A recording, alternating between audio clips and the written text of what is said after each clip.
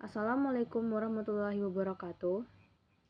Yang terhormat Bapak Dar Syafril MPD dan teman-teman semuanya, sama-sama kami banggakan. Puji syukur kepada Tuhan Yang Maha Esa karena telah melimpahkan rahmat-Nya sehingga kita masih bisa bersama-sama mengikuti kegiatan diskusi pada sore hari ini. Baiklah, perkenalkan, nama saya Ramila Cintia Fajrin dengan NIM 2400436 yang bertugas sebagai moderator untuk mengatur jalannya diskusi pada sore hari ini. Tentunya saya tidak sendirian dengan teman-teman saya, yaitu Sylvia Desel Maharani sebagai pemateri 1 dan Usnisa Fatra sebagai pemateri 2. Materi untuk diskusi kali ini yaitu landasan pendidikan. Baiklah, tidak berlama-lama, langsung saja kita kasih kesempatan untuk pemateri 1 untuk menyampaikan materinya. Baiklah, perkenalkan saya Usnisa Fatra dengan NIM 2400448. Jadi, pengertian landasan pendidikan.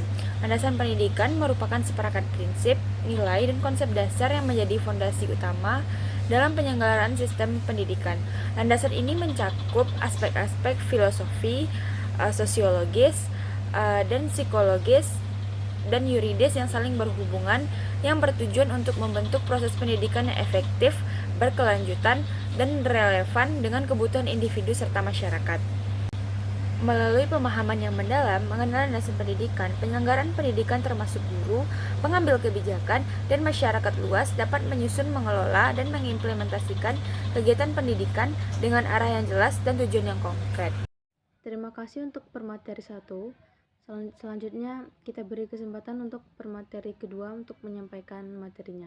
Baiklah, terima kasih kepada moderator yang telah memberikan saya kesempatan untuk bisa mengikuti presentasi pada materi kali ini.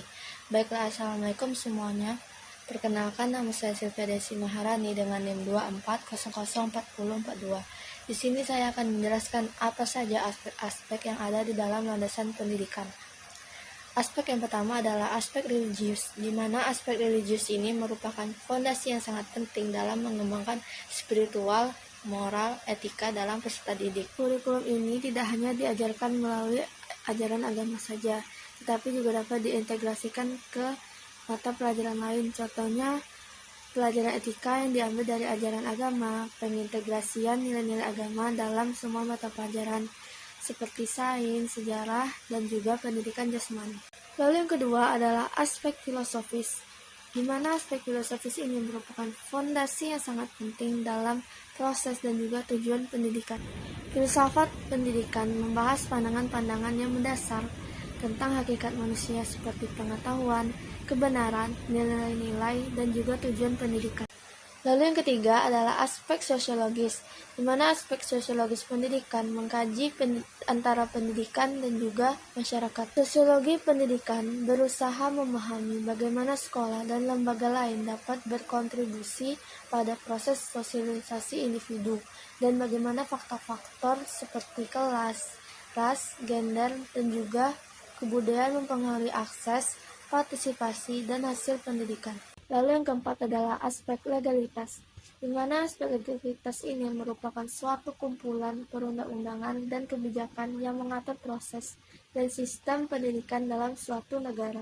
Dan yang kelima adalah aspek kultural, di mana aspek kultural ini merujuk pada peranan budaya dalam membentuk kurikulum, metode pengajaran, dan juga interaksi antara guru dengan siswanya. Pendidikan tidak terlepas dari konteks sosial budaya di mana ia berlangsung, sehingga kebudayaan memainkan peranannya sangat penting dalam membentuk pola pikir, nilai-nilai, dan juga tujuan pendidikan. 6 yaitu aspek psikologis. Aspek psikologis dalam pendidikan berhubungan dengan bagaimana proses belajar mengajar dipengaruhi oleh perkembangan mental, emosional, dan perilaku individu. Yang ketujuh, ada aspek ilmiah dan teknologis. Aspek ilmiah dan teknologis dalam pendidikan merupakan elemen penting yang mendukung perkembangan pengetahuan dan keterampilan siswa dalam menghadapi tantangan dunia modern. Yang kedelapan yaitu aspek ekonomi. Aspek ekonomi dalam pendidikan berkaitan dengan peran pendidikan dalam pembangunan ekonomi dan bagaimana faktor ekonomi mempengaruhi akses dan kualitas pendidikan.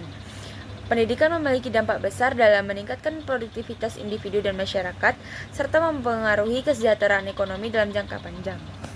Yang kesembilan ada aspek historis. Aspek historis dalam pendidikan merupakan elemen penting dalam memahami bagaimana sistem pendidikan berkembang dan berubah seiring waktu. Sejarah pendidikan memberikan pandangan tentang bagaimana nilai-nilai filosofi dan tujuan pendidikan telah berevolusi, serta bagaimana konteks sosial, politik, dan budaya mempengaruhi perkembangan sistem pendidikan di berbagai negara. Baiklah, hanya sekian materi dari saya kembalikan kepada moderator. Baiklah teman-teman semuanya, hanya itu materi yang dapat kami sampaikan.